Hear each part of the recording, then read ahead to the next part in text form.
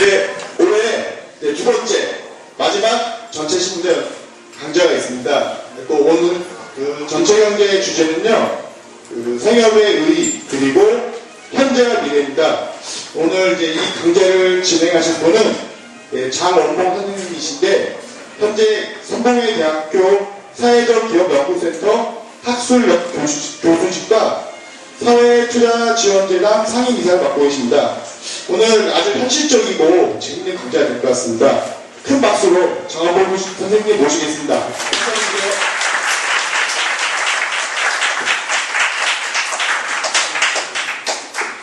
현실적이고 현실적이지도 않고 재밌지도 않은 것 같아요. 제가 들어오는데 어떤 분위기였냐면 예비훈련 분위기였어요. 근데 이렇게 권한 선생님 앞에서 막 이렇게 앞에 앉히시는 거 보니까 거의 이렇게 예비훈련 분위기, 예비훈련 아니면 민방훈련 교육이라서 뭐 그렇진 않죠? 제가 얼마 전에 그 지방에서 공무원들 한 200명 모시고 교육을 했는데 그때 딱 그 느낌이었어요. 민방훈련. 제가 이제 앞으로 민방훈련 저도 이제 끝났거든요, 민방위가. 근데 민방훈련 맞을 때 열심히 들어줘야 되는 책이라도 해야겠다.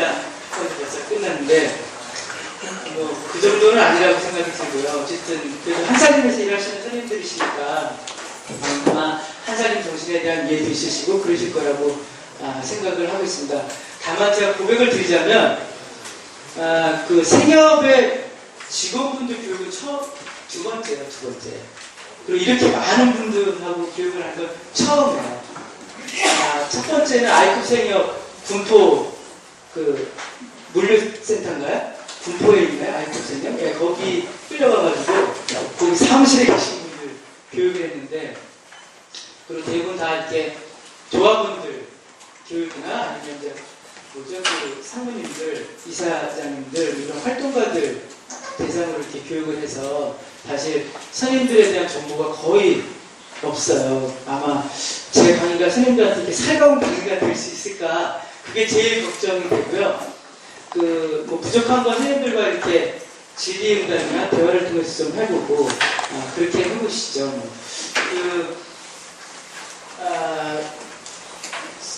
한살림이 소비자산업활동조합인가요?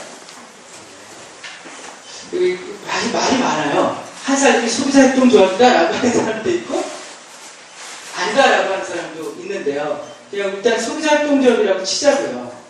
그러면 소비자활동조합 외계에서 노동자는 뭔가요? 선생님들이 이제 소비자활동조합의 노동자들이시죠. 노동자라는 말이 싫으신가요? 뭐 직원분들이신데 그 소비자생활활동조합 내에서 직원들은 어떤 위치에 있는 건가요? 생각해 보셨어요? 사실 난감하거든요, 저는. 왜냐하면 소비자생활활동조합의 목적은 소비자들의 이해를 추구하는 거예요. 그렇게 알고 계시지 않으세요? 이 분위기를 제가 어떻게 해야 될까요? 소비자활동조합의 목적은 소비자들의 이해를 추구하는 거잖아요. 그렇죠. 그러면 선생님들의 이해는 어떻게 되는 거죠? 그냥 소비자들의 이해의 조직이 소비자들의 이해를 충실하게 하도록 지원하는 업무를 하시는 건가요? 소비자생활활동조합의 직원은? 그렇게 생각할 수 있는 거죠. 네. 그러면 좀 약간 좀 쓸쓸하지 않으세요? 네? 그러니까 누군가의 이해를 잘 그것이 이루어지도록 우리가 지원을 하는 거라고 한다면 상당히 일이 재미없을 것 같거든요, 저는. 근데 저는 요즘 어떤 생각을 하냐면요. 소비자활동조합은 정말 소비자들의 이해만 배타적으로 추구를 해야 되는 건가? 라는 회의를 갖고 있어요. 아마 소비자활동조합이 소비자들의 이해를 배타적으로 추구하다가는 망할 수도 있겠다라고 생각이 저는 들기 시작을 한다는 거죠. 선생님들 요즘 한살림이 아이급도 그렇지만 상담세에 있잖아요.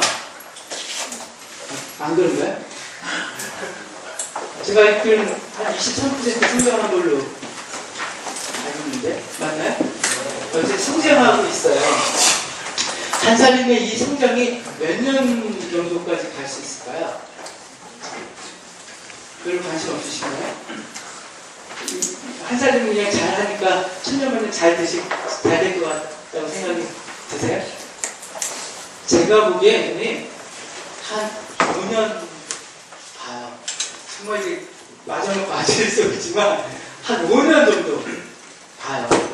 이 한살림 이 소비자협동조합의 이런 이 뭐랄까 이 성장 추이를 한 5년 정도 본다는 거죠. 어쨌든 많이 성장을 하고 많이 이렇게 확대를 해왔는데 그 확대가 거의 한 5년 정도 남지 않았을까라고 생각이 들거든요. 그래서 제가 오늘 선생님들과 그런 얘기들을 좀 해보려고 해요.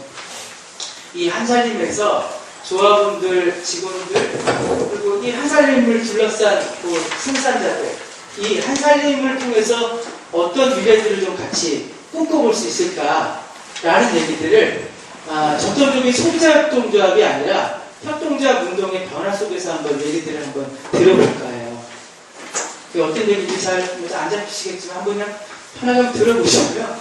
네, 그리고 이제 저도 한 몇 가지 질문들을 한번 드려보도록 할게요. 제가 협동조합에 대한 고민을 했던 저는 1998년도에 처음 이제 협동조합에 대한 고민을 했는데요. 제가 협동조합을 하나 만들게 됐던 계기가 있었어요. 그래서 협동조합을 하나 이제 만들게 됐는데 제가 생각했던 아이템은 뭐였냐면 선생님들 이제 소비자협동조합에서 계시지만 제가 생각했던 아이템은 생산자협동조합이었어요. 그러니까 그러니까 집을 짓는 걸 노동자 협동조합을 통해서 이렇게 건설 노동자 협동조합을 이렇게 통해서 주거 문제 해결하겠다라고 하는 아이템을 가지고 시작을 했다는 거죠. 제가 이제 그 아이템을 짜고 난 다음에 제가 뭘 했냐면 벤치마킹을 하려고 누군가는 노동자 건설 협동조합을 만들었을 거라고 생각을 했고 자료들을 찾아보니까 많은 협동조합들이 있었더라고요. 건설 노동자 협동조합들이 있었다는 거죠. 근데 그 조직들을 이제 찾아가서 인터뷰를 하려고 했더니 그 조직들이 다 망한 거야. 제가 만들려고 했던 협동조합들이 다 망했다는 거죠. 사실 제가 협동조합에 대한 고민을 어디서부터 시작을 했냐면요. 왜 협동조합이 망했을까부터 시작을 하게 됐어요. 협동조합이 왜 망했을까? 아이콥은 앞으로 왜 어려워질까? 이렇게 계속 아이콥 하지 말고 그냥 한살림 제가 아이콥이라고 했죠? 네, 아이콥이 왜 힘들어지게 될까? 라고 하는 이유부터 생각을 하게 됐다고요. 선생님들은 왜 협동조합이 망했다고 생각을 하세요? 협동조합이 왜 망해갔다고 생각을 하세요? 협동조합은 왜 힘들죠? 제가 이렇게 지적을 하면 기분 나빠지더라고요. 네. 고남 선생님이 제일 만만하니까. 그러면 왜 협동조합이 망해갔다고 생각하세요? 잘 모르겠습니다. 네. 이거 구기자 보실 때는 멋있었는데. 그 협동조합에 대한 연구를 이제 그 연구한 자료들을 쭉 읽어보니까 협동조합에 대한 연구는 두 가지 연구 경향이 있어요. 하나는 협동조합은 공동생산, 공동분배, 공동노동이잖아요. 공동체에서 운영이 되잖아요. 그러니까 이게 장점이라는 거죠. 이게 일반 자본주의 시장 기업보다 훨씬 경쟁력이 있다고 생각하는 거예요. 왜냐하면 모두가 주인이니까 모두가 몰입을 하고 모두가 열심히 일할 거라고 생각한다는 거죠. 그래서 협동조합의 이 공동체성이 장점이다라고 하는 연구들이 있어요. 근데 그 연구는 이 협동조합의 그런 장점이 있다라고 하는 주장과 또 다르게 협동조합의 그런 공동체성이 비합리성이고 경쟁력이 없어진다라고 하는 주장도 또 팽팽하게 있다는 거죠. 모두가 주인이라고 하는 건 어느 누구도 주인이 아니다라고 얘기할 수 있잖아요. 그러니까 무임승차자들이 많아질 거고 의사결정이 더디기 때문에 이 시장에 이 변화 속에서 순발력 있게 대응하지 못한다. 그래서 이 공동체적인 방식이 대래 협동조합을 방해가 한다. 이런 그 협동조합의 공동체성이 갖고 있는 장단점에 대한 논쟁들이 하나 있어요. 또 한 가지는 협동조합의 퇴행과 생존에 관한 내용이에요. 협동조합이 일반 영리기업처럼 변질되거나 협동조합이 망해간다는 거죠. 그런 주장을 한다는 거예요. 지금 제 얘기가 이해되세요? 한 살림이 이마트처럼 되거나 망한다는 거죠. 그건 이미 오래전부터 학자들이 얘기했다는 거예요. 그러면 왜 망하고 왜 자본주의 기업으로 퇴행하냐? 네 가지 때문이에요. 첫 번째, 자본이 부족하대요. 협동조합은 자본이 부족하대요. 두 번째, 경영 능력이 없대요. 세 번째, 인적 자원이 취약하대요. 네 번째, 사회적 지원이 부족하대요. 왜냐면 자본주의 일반화된 기업은 그게 주식회사잖아요. 그 주식회사 형태에 맞게 다 기업 지원 제도가 짜여있다는 거죠.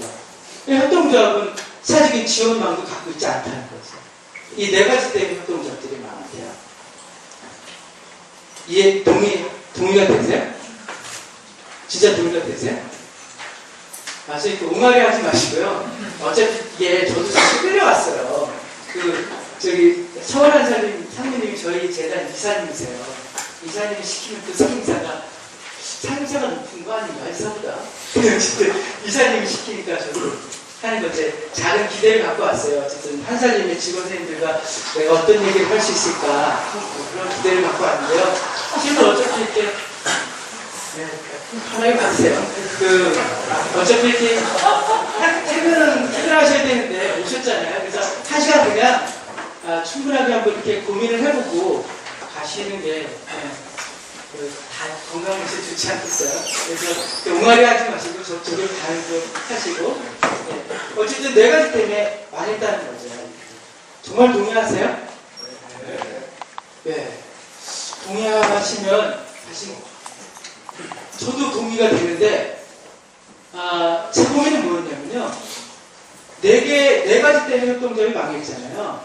근데 그 네 가지를 그럼 제가 해결할 수 있는 방안이 있어야 되잖아요. 네 가지를 해결할 수 있는 방안이 있어야지 제가 망하지 않겠죠. 협동조합은 한살림은 그 네 가지 문제를 해결할 수 있는 방안을 가지고 계세요? 저는요 쉽지 않다고 생각해요. 협동조합의 자본은 어디서 와요? 조합원의 출자금에서 와요. 조합원의 출자금에서. 그 출자금을 가지고 이마트를 만들 수 있어요? 저는 어려울 거라고 생각해요. 저는 건설 노동자들, 그러니까 실업자 아저씨들하고 건설 노동자 협동조합을 만들었어요. 그 아저씨들이 출자를 해야 끼키야 100만 원일 거 아니에요. 자본, 저는 자신이 없어요. 제가 보기엔 한 살부터 크게 다르지 않을 거야. 아이컵은 그럼 그 문제, 자본의 문제를 어떻게 해결해요? 어떻게 해요? 막 설득했죠. 차입을 막 하고 그렇게 하잖아요. 협동조합은 차입에 인색하거든요. 왜 협동조합이 차입에 인색한지 아세요? 차입을 하게 되면 이윤 압박을 받게 돼요. 이윤 압박을 받게 되면 훨씬 더 경영적인 압박을 받게 되거든요. 그래서 사실은 차입에 인색하게 되는 거예요. 근데 아이컵은 적극적으로 차입을 하시잖아요. 엄청나게 차입을 해요. 그리고 자연들이면 주식회사잖아요. 아마 저는 아이컵이 잘 됐으면 좋겠거든요. 근데 그냥 미뤄 짐작하건데 아이컵은 주식회사가 될 가능성이 많아요. 주식회사가 될 가능성이 많아요. 자본주의 사회에서 가장 적합한 기업은 그게 주식회사거든요. 왠지 아세요? 그게 가장 합리적이기 때문이에요. 그게 가장 돈을 벌 수 있는 구조이기 때문에. 자본주의는 자본의 증식운동을 하는 시스템이잖아요. 자본의 증식운동을 하는 기업 형태가 가장 일반적인 형태의 기업 형태란 말이에요. 그래서 상장된 주식회사의 경우에 자기의 기업의 재산과 사업계획을 공개해서 투자를 하잖아요. 그래서 부족한 자본을 유치한다고요. 그걸 가지고 똑똑한 경영진을 뽑죠. 제가 보기엔 김재근 사모님이 경영학 석사가 아니신 걸로 알고 있어요. 여기 경영학 석사 이상 되시는 분 계세요? 없죠. 협동조합은 경영진이 어디서 와요? 조합원 내에서 와요. 조합원 내에서 와요. 조합원 내의 역량을 가지고 경영을 해요. 그렇지 않아요? 그러면 세 번째, 인적 자원의 문제. 조합원 내에서 해야 되겠죠. 그 다음에 조합원과 이해를 같이 하지 않는 그냥 직장인으로서 직원들을 고용할 수 있겠죠. 스님 한 살이만 빼고 한 살인 정신에 대한 그런 의미도 느끼시고 그렇다고 저는 들었는데 어쨌든 빼고 인적 자원은 그렇게 형성이 되겠죠. 저는 그 네 가지 문제, 뭐 협동조합 법이 만들어지려고 하긴 하는데 산사람이 뭔가 경제활동을 할 때 은행이나 정부의 중소기업 지원 정책을 이용할 수 있어요, 없어요? 현재로서는 없다는 거예요. 저는 쉽지 않은 문제 같아요. 저는 쉽지 않은 것 같아요. 근데 그러면 저는 협동조합 운동을 할 수가 없잖아요. 우리는 협동조합 운동을 하면 안 되잖아요. 근데 제가 어떤 고민을 하게 되냐면요. 그러면 일반 자본주의 기업이 망해도 그 네 가지 때문에, 적어도 그 앞에 세 가지 때문에 망했을 거 아니에요. 망하는 기업은 자본금이 부족하고 경영 능력이 없고 인적자를 취업해서 망한 거잖아요. 근데 한 사람은 협동조합이잖아요. 그럼 왜 협동조합이 망했는데 일반 자본주의 기업이 망한 이유를 똑같이 될까? 라고 하는 회의가 들겠죠. 저는 그런 회의가 들었어요. 왜 협동조합이 망했는데 일반 자본주의 기업이 망한 것처럼 똑같이 망한 이유가 얘기가 될까? 라고 생각이 들었는데 제가 협동조합들이 어떻게 놀았는지를 보니까 얘네들은 망하기 딱 좋게 놀았더라는 거죠. 일반 자본주의 기업, 일반 영리기업과 똑같은 경제 방식으로 활동을 했다는 거죠. 이해되세요? 제가 만들려고 했던 건설 노동자 협동조합은 건설 시장에서 똑같이 일반 건설 기업들과 똑같은 방식으로 경제활동을 했다는 거죠. 근데 그 건설 현장의 그 건설 시장이라고 하는 거에서 살아남는 데는 1등이 되는 거죠. 이 자본주의 시장은 과정만 살아남게 돼 있어요. 1등이 돼야지만 살아남게 돼 있는 거죠. 1등이 되기 위해서 뭐가 필요해요? 자본이 필요하죠. 경영 능력이 필요하고요. 인적 자원이 필요해요. 좋은 인적 자원. 협동조합은 자본이 필요 없고 경영 능력이 없고 경영 능력이 없어도 되고 인적 자원이 수저도 된다는 얘기를 드리는 게 아니라요. 그 이외에 다른 것들을 갖고 있지 않았다는 거죠. 협동조합들이. 근데 이미 일반 시장에서 기업의 1등이 될 수 있게 하기 위해서는 자본과 경영 능력과 인적 자원이 풍부하게 있어야 되는데 협동조합은 그걸 만들 수 있는 인센티브 구조가 없다는 거예요. 이게 저는 그때 너무 심각했어요. 선생님들 이렇게 반응이 뚫어지지만 저는 되게 상당히 큰 뭐랄까 고민이었어요. 많은 협동조합들이 일반 영리업체하고 다른 게 없이 똑같은 경제 방식들로 운영이 됐다는 거죠. 이 불일치에서 저는 협동조합이 망했다고 생각해요.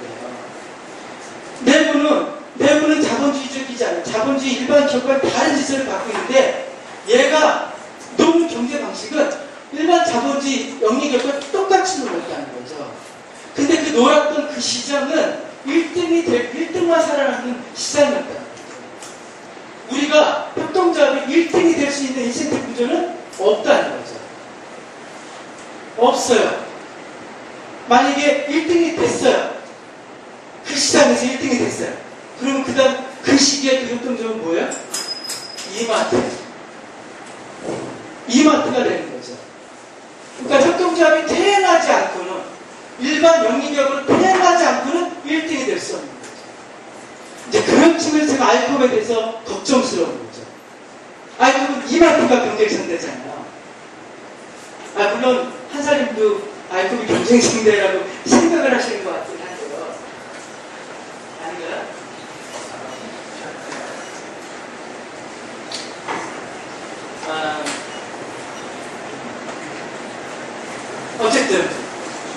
아마 아이콥이 이마트를 이기는 순간 그냥 이마트라고 저는 생각합니다. 그러면 도대체 협동조합이라고 얘기할 수 있는 이유가 없잖아요. 하나로마트를 협동조합이라고 생각하세요? 하나로마트를 협동조합 운동이라고 생각하기 어렵게 되잖아요. 그렇게 되겠죠. 그렇게 되겠죠. 그러면 선생님, 그렇게 된 협동조합에서 왜 일을 하고 계세요? 신임들한테 협동조합이 한 살림은 뭐예요?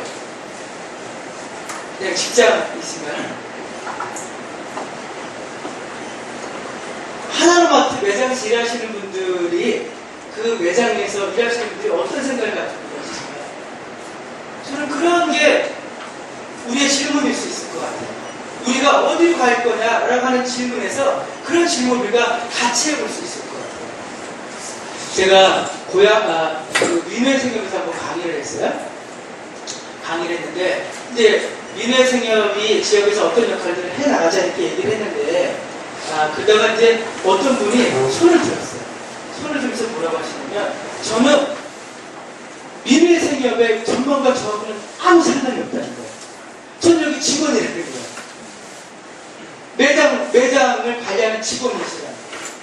그래서 이 민회생협이 어떻게 됐든 나는 그냥 임금을 많이 받고 그 다음에 토요일 일을 안 했으면 좋겠고 이렇다는 거죠. 이 조직의 전망과 아니면 이 경영진과 직원들과의 이 긴장관계들이 저는 다 그렇게 이 조직의 정체성에 대한 이 구성원들의 이해로부터 저는 시작될 수 있을 거라고 생각합니다. 그래서 제 고민은 어떻게 하면 조직이 협동조합적인 구조가 있다면 일반 영역과 다른 운영 구조가 있다면 이 기업이 다른 경제 방식을 가질 수 있을까가 제일 큰 고민이에요. 그래서 한살림이 어떻게 이마트나 하나로마트처럼 다른 경제 방식을 쓸 수 있게 할까, 쓸 수 있도록 같이 방안들을 만들어낼까가 제 고민이라는 거죠. 그 말씀을 좀 제가 오늘 선생님들과 한번 나눠보려고 해요. 그 얘기만 할게요. 네. 다른 얘기는 안 하고요. 그 얘기만 좀 드려볼게요. 그러면 어떻게 하면 일반 영리기업과 다른 방식의 경제 방식을 쓸 수 있을까에 대한 고민들을 좀 제가 시작을 했어야 되는데요. 그래서 제가 그 자료들을 쭉 읽어보니까 한 협동조합 운동이 한 100년 정도 이상 됐더라는 거죠. 그래서 그 자료들을 쭉 제가 역사적으로 한번 역사적으로 협동조합 운동을 이렇게 이어붙여봤어요. 그랬더니 이거는 그냥 편하게 나중에 이렇게 읽어보세요. 이 자료들을.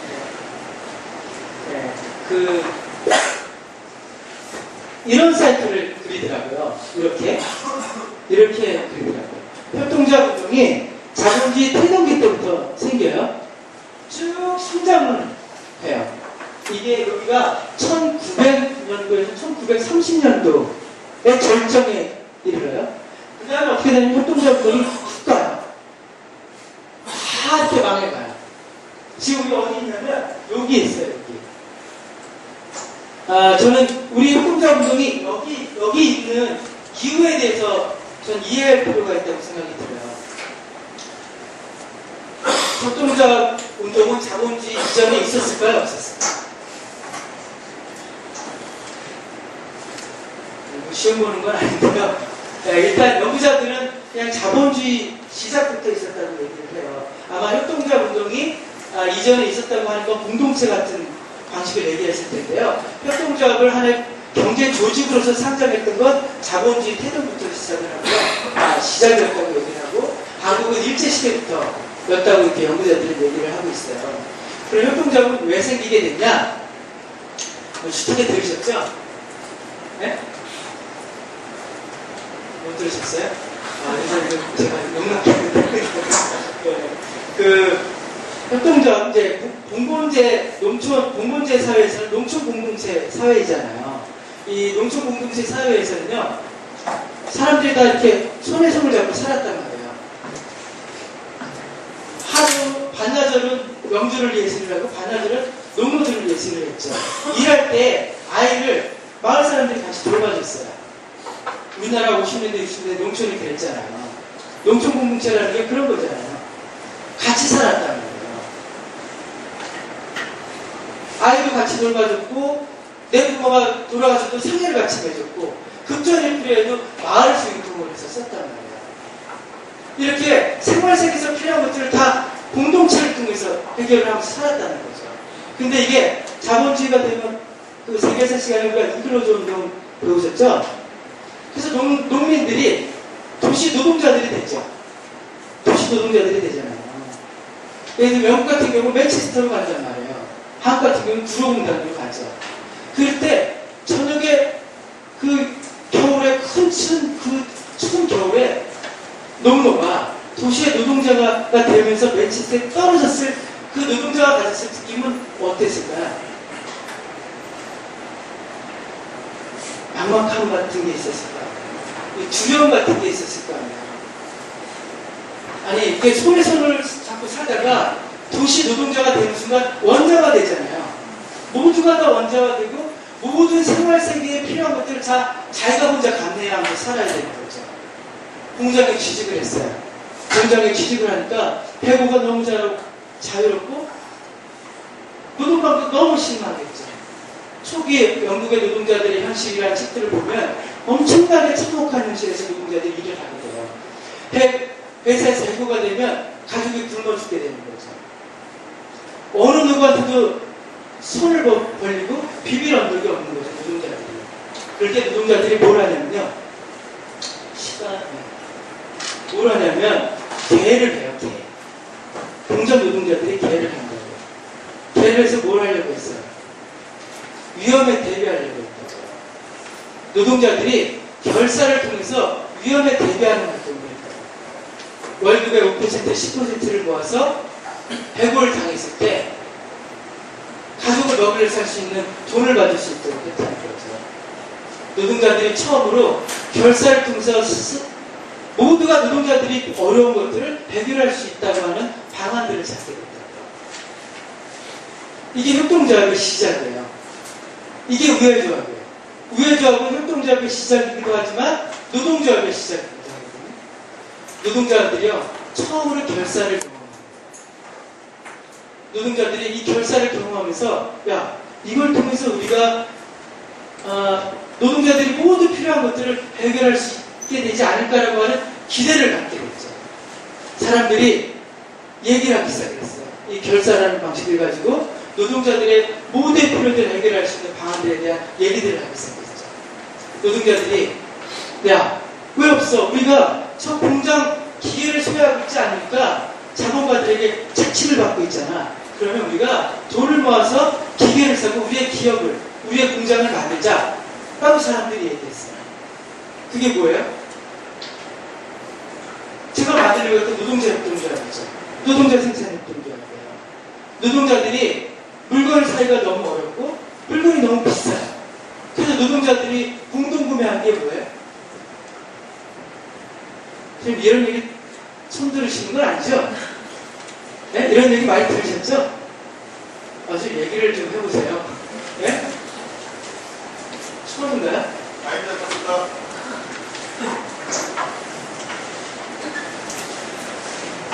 네.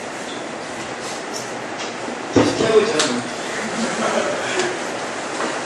노동자들이 노동자협동조합도 만들고 소비자협동조합도 만들었어요. 그리고 노동자들이 급전이 필요할 때 은행에서 돈을 안 빌려줬죠.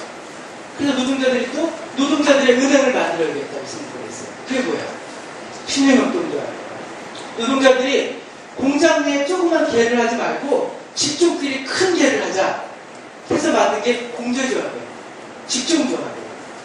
직종끼리 큰 계를 한 거죠.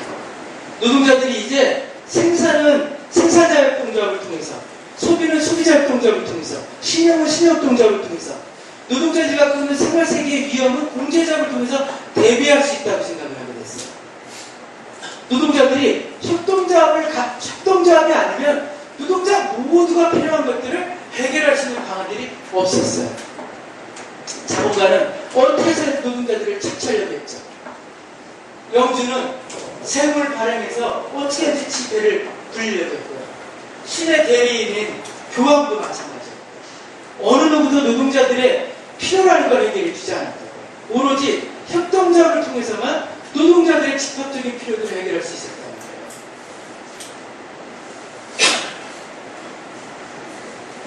선생님, 세상은요, 필요하면 쓰고 필요 없으면 없어지거든요.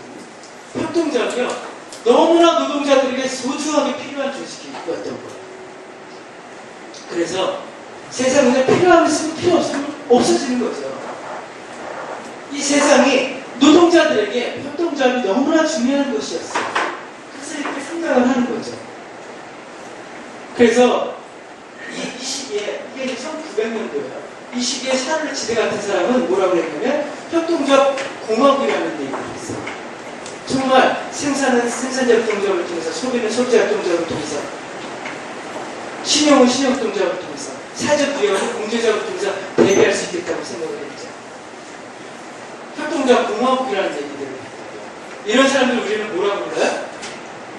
네? 아니, 교육을 받았다면서. 우리 이런 사람들 뭐라고 부르냐면요, 또라이라고 불렀죠. 공산적 사회주의라고 불렀잖아요. 공산적 사회주의자라고 불렀어요. 우리는요, 협동조합 운동이 태동됐던 그 역사적인 과정을 이해하기 전에 그냥 협동조합 운동을 얘기했던 사람들을 또라이라고 불렀다고요. 학교 때 공산적 사회주의라는 얘기를 배웠다고요. 하지만 협동조합 운동의 시작은요, 노동자들의 집합적인 필요를 해결하기 위한 절실한 필요템을 만들어줬다고요. 그리고 그것이 너무나 노동자들에게 필요한 것이었고, 그것의 효과성이나 필요들은 입증이 됐었고, 그 결과들이 이렇게 성장했다는 거죠. 근데 이게요, 1930년대 이후로 거의 다 망했다. 왜 망했다냐면요, 자본주의가 협동조합의 필요를 대체하기 시작을 했어요. 협동조합의 필요를 대체하기 시작을 했다고요. 노동자 협동조합은 누가 대체하냐면요, 강력한 기업 노조가 대체해요. 그 역할을. 노동자 협동조합은요, 노동자들이 출자도 하고 경영도 해야 되고, 그 망하면 노동자들이 출자하고 다 날아가는 거잖아요. 노동자 협동조합은 아주 힘든 일이에요. 근데 자본주의가 막 성장하면서 노동자의 힘이 세지기 시작을 했거든요. 살만한 자본주의를 우리 뭐라고 불러요? 여기 나와있잖아요. 복지국가라고 불러요. 복지국가는 완전고용과 보편적 복지로 집행을 되는 자본주의 시스템이거든요. 자본주의가 성장하면서 대량 생산, 대량 소비 시스템을 가게 되죠. 그러면서 노동력이 많이 필요하게 되잖아요. 노동력을 많이 필요로 하게 되면 노동자들이 교섭력이 생기게 되죠. 선생님들은 교섭력이 있으신가요? 한 살 내에서 고개를 절레절레 흔들리시면 기겁을 하시는데, 노동자들이요, 교섭력이 생깁니다. 그래서 어떻게 되냐면요,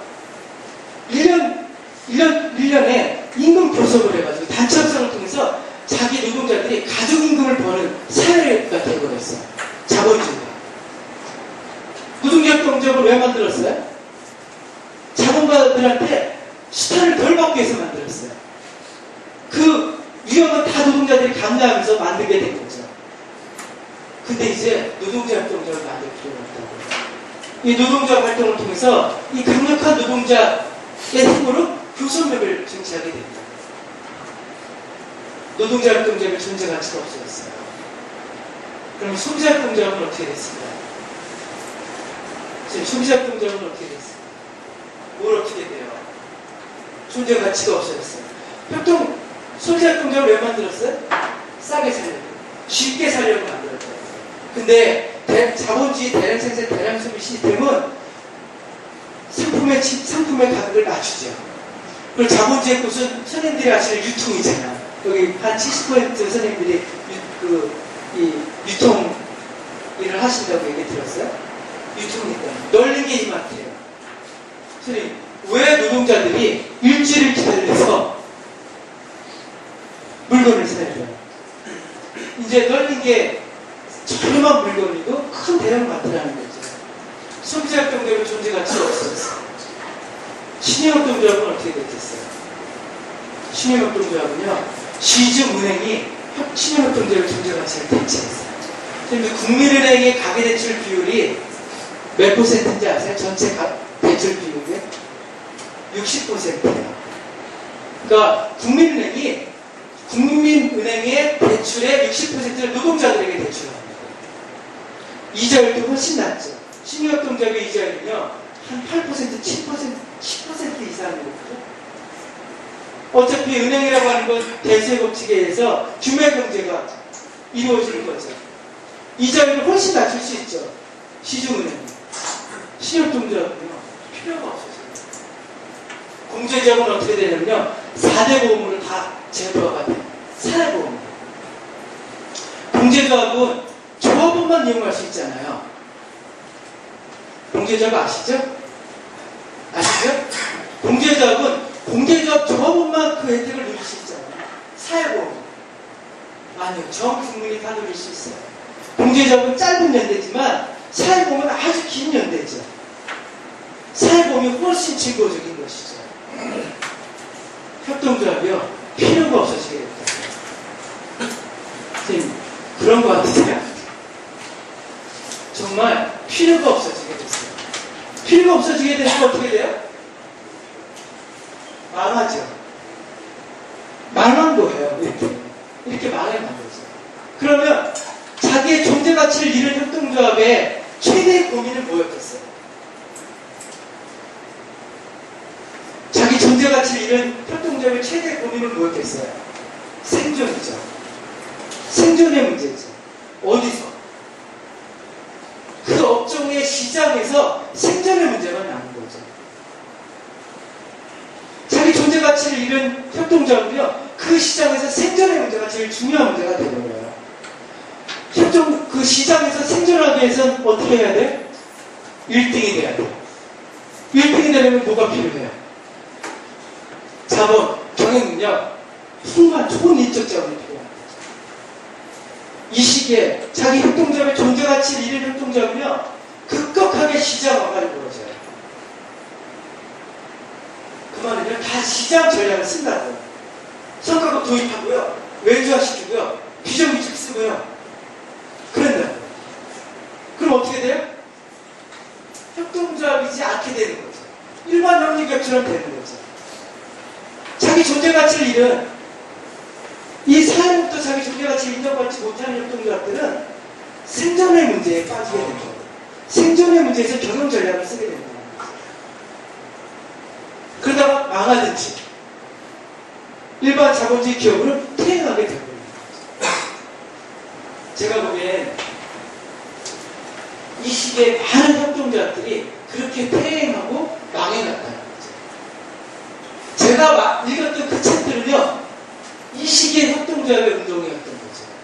자기 존재 가치를 잃은 시장 생존 전략을 가지고 협동조합을 운영했던 조직들인 거죠. 그 조직들은 어떻게 돼요? 백전백패죠. 백전백패예요. 그렇지 않겠어요, 선생님? 그 시장에서 1등이 되는 과정은 협동조합에게 그 1등이 되게 하기 위한 인센티브 구조가 없다는 거예요. 일반 기업과 똑같은 방식으로 활동하면 백전백패인 거죠. 손님들이 이만큼 경쟁하면 백전백패인 거죠. 이마트는 결품을 안 해요. 저는 제가 이마트 한사림 조합원이라고 여성 민회 조합원인데 여성 민회 생협에서 이제 딱 홈페이지 딱 뜨면 딸기가 떠요. 그럼 바로 사야 돼요. 아내하고 상의하고 고민하면 결품이 돼요. 이마트는요, 물건이 너무 많아요. 결품이 나서 어떤 게 결품이 나는지 몰라요. 이마트는요, 선생님, 365일이에요. 그 다음에 SSM 마트까지 만들었어요. 선생님 그렇게 하시려고 하시는 건가요? 죽었다 깨어도 그렇게 못한다는 거죠. 그래서 저는 5년 보는 거예요.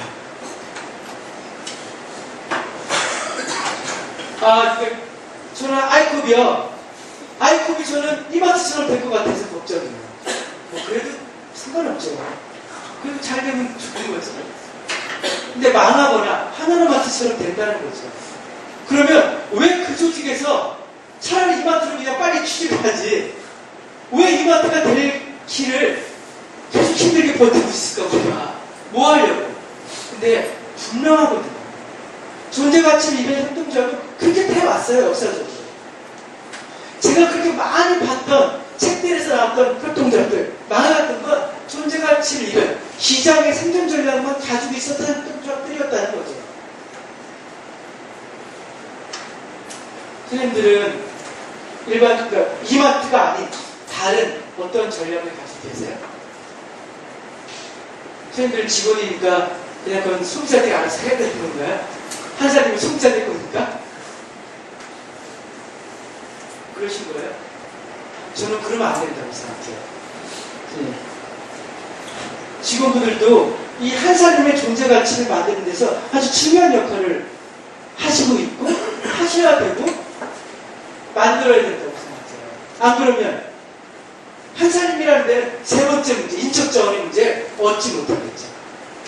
선생님, 한국에서 사람을 제일 잘 키우는 기업이 어딘지 아세요? 어딘지 아세요? 삼성이라고 하잖아요. 네? 삼성이라고 하잖아요. 근데 왜냐면 사람들이 이제 삼성맨이라는 것 때문에 그렇죠. 그래서 삼성맨은 자기의 발전과 삼성의 발전을 일치하는 인간을 만들려고 하죠. 그래서 인적 투자에 대한 예산을 되게 많이 쓴단 말이에요. 근데 그게 허구라는 건 다 알잖아요.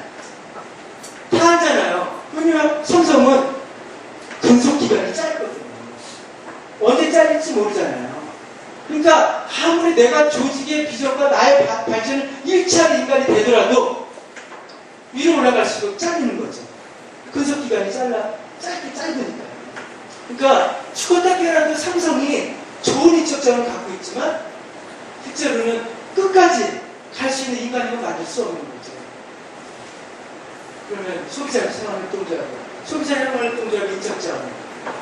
만약에 직원들과 그 꿈에 대해서 전망에 대해서 같이 만들 수 없다면 제가 보기에 협동조합이 갖고 있는 인적자원은 아주 취약해지게 되는 거죠. 그 소비자들 중에서 그 인력들을 뽑아야 되는 거죠. 나머지 분들은 직원들은 그냥 일을 하는 사람들이죠. 그래서 이 조직이 성장하는데 힘을 보태는 사람이 아니라 꿈을 보태는 사람이 아니라 그렇게 되겠죠. 근데 지금 이제 그래서 이 시기에 있는데 제가 본 아이컵이 걱정스러운 데서는 이 사이클에서 활동자 운동을 하고 있는 거 아닌가라고 하는 걱정이 있다는 거예요. 제가 이거 분표에서 얘기한 거예요. 그 심장에 가가지고 근데 이게 거기에 또 저기 유명하신 분이 계시대요. 저 그때 처음 뵀는데 어때 이렇게 되게 이렇게 아주 이렇게 이제 힘들어 하시더라고요. 근데 직원들은 이렇게 눈이 초롱초롱해지시는데 아이컵 선생님들 진짜 초롱초롱했거든요. 선생님들은 왜 있어요? 제가 그때 컨셉 되게 좋았나 봐요. 그랬구나. 네. 근데 어쨌든 이 사이클에서 지금 일을 하고 있는 거라고 좀 생각이 들어요. 너무 걱정스러워요. 그러면 한사님은 있나는 거예요. 한사님은 아이컵과 다른 어떤 싸움이 있다는 거예요. 저는 없는 것 같아요. 이 협동조합 진영이 지금 이런 판이에요. 이건 제가 이제 김정일 선생님한테 얘기했는데 이제 생각이 이렇게 판이 있어요. 거기에 큰 아들이 한 살입니다. 둘째 아들이 아이컵이고 셋째 아들이 주례생년이고 넷째 딸이 요즘 이래생이에요. 근데 지금 어떠냐면 둘째가 자수성가했어요. 네? 둘째가 자수성가하는 거예요. 아이컵 생각이. 그래가지고 아이컵 생각이 뭐라고 하냐면 야 집안에 세준 게 뭐가 있냐. 우리가 사는 게 중요하지. 집안에 갖고 다 필요 없어. 나는 내 삶이 할 거야 라고 가는 거죠. 근데 뒤에 동생들이 나는 어떻게 살아야 되지 하는데 큰 형은 뭐라고 하냐면 협동조합은 좋은 거고 나는 우리 집안을 지킬 거야. 한 살인 정신은 너무나 중요해. 이러고 있는 거죠. 그 동생들이 보니까 정확하게 둘째 형은 사인을 줘요. 사는 방식을. 큰 형은 이게 이제 공부하고 있는 거예요. 좋은 얘기를 하고 있는 거죠. 그걸 따라하기 시작을 했어요. 한사람도 따라하기 시작했죠. 저 새끼들 어떻게 저걸 할까? 하는데 언제 보면 따라해요. 그걸 하고 있죠. 어느 생각 한 사람도 하고 있고, 둘의 생각도 하고 있고, 여성들의 생각도 하고 있어요. 그건 다 배웠거든요. 그냥 진짜 1등이 되기 위해서 필요한 걸 하거든요. 눈치 안 봐요. 협동조합 원칙 다 필요 없어요. 1등이 되는 게 중요해요, 진짜. 자원차별 열심히 하고 하는 거죠. 멋있게 가요, 자기의 길을. 자치선거하는 김재영의 길을 간다는 거예요. 근데 제가 본 한살님은 동생들에게, 생각춘향에게 사인을 주지 못하고 있는 거예요. 그 말은요, 한살님도 자기 사인을 갖고 있지 않은 거죠. 거기 가는 길과 다른 내 길을 갖고 있지 않은 것이죠. 이렇게 얘기하면 싸가지 없는 건가요? 큰일 나죠. 김재영 사람. 저는 그렇게 생각해요. 그러니까 동생들이 중요한데 큰형은 대신 해주는 게 없잖아요. 해주는 게 없잖아요. 형들이 여기서 니네 생각 어려운데 해주는 거 있어요? 없죠. 없어요. 왜 그런 생각을 해야 되는지도 모르죠. 그러면 도대체 어떻게 다시 이제 제 고민이에요. 그래서 제 고민인 거예요. 그러면 어떻게 한사님이 아이컵과 이렇게 계속 아이컵을 얘기하면 안 될 것 같아요. 아이컵도 훌륭한데요. 제가 아이컵 생각하고 식사를 하다가 뭐라 하냐면 아이컵 생각하면 지역 생각은 건강해요 이렇게 얘기했어요. 근데 사람들이 도대체 욕하는 거야? 칭찬하는 거야? 아이컵 생각도 건강해요. 이렇게 얘기하고 진짜 건강해요. 이런 거 자꾸 안 건강하죠. 저 이게 되게 싫어하거든요. 그래서 제 고민은 뭐냐면요. 한사님은 어떻게 다른 사인을 보낼 수 있을까? 도대체 이마트하고 다르게 살 수 있는 게 없을까라고 하는 걸 찾는 것이었어요. 저는 그걸 이제 사회적 경제라고 이제 말을 붙이는데요. 거의 이제 이따 얘기하고 보면 알겠지만 사회적 경제 거의 한사님 운동과 비슷해요. 그래서 100년 전에 선배들의 얘기를 쭉 모아본 거예요. 그래서 제가 여러 선배님들을 사귀게 됐는데 제가 오늘은 딱 두 분만 모셨어요. 저한테 큰 자극을 주신 선배님들이에요. 이 두 분인데 이 두 분이 제 고민에 상당한 영향력을 행사하신 분들인데요. 두 분은 로자 룩셈부르크 누나하고 베른스타인 형님이세요. 두 분 다 아시죠? 두 분 다 아시는 분들이시죠? 모르셔도 상관이 없어요. 어차피 돌아가셨으니까. 이 룩셈부르크 누나는요, 아주 까칠한 누나예요. 그래서 칼 맞아서 돌아가세요. 급진적 사회주의자이셨어요. 그리고 베른스타인은요, 변절자예요. 기회주의자라고 욕을 먹었었어요. 주로 이제 룩셈부르크 같은 사람이 이렇게 했겠죠. 근데 베른스타인은 독일의 사회민주주의를 이렇게 촉발시킨 아주 중요한 분들이시죠. 이 두 분이요, 협동조합에 대한 아주 기가 막힌 문장을 하셨어요. 이 100년 전의 선배들의 고민이요, 거의 100년 훨씬 이후에 제 고민에 거의 60%를 각오하고 있었어요. 이 자본주의 영리기업과 다른 경제 방식이 뭐냐, 협동조합을 해야 될 방식이 뭐냐라고 하는 아이디어를 주셨다는 거죠. 첫 번째 공격을 로자 누나가 해요. 선빵을 날리는 거죠. 베른스타인한테. 뭐라고 날리냐면요. 뭐라고 날렸어요? 선생님 낭낭하게 한번 보이시죠? 읽어보시면 협동조합에서 무슨 사회성을 발견할 수 있지? 결국 그것은 개인주의적인 것일 뿐이고 결국 개인주의적인 기업으로 퇴행할 거야 라고 얘기했어요. 이 말이 무슨 얘기인지 느낌 오세요? 안 오시죠? 이런 거예요. 소비자생활협동조합은 왜 만들어졌어요? 소비자들의 경제적인 배타적인 지들의 이해를 위해서 만들어졌어요. 그래서 공동생산, 공동공급, 공동노동이에요. 공동체성이죠.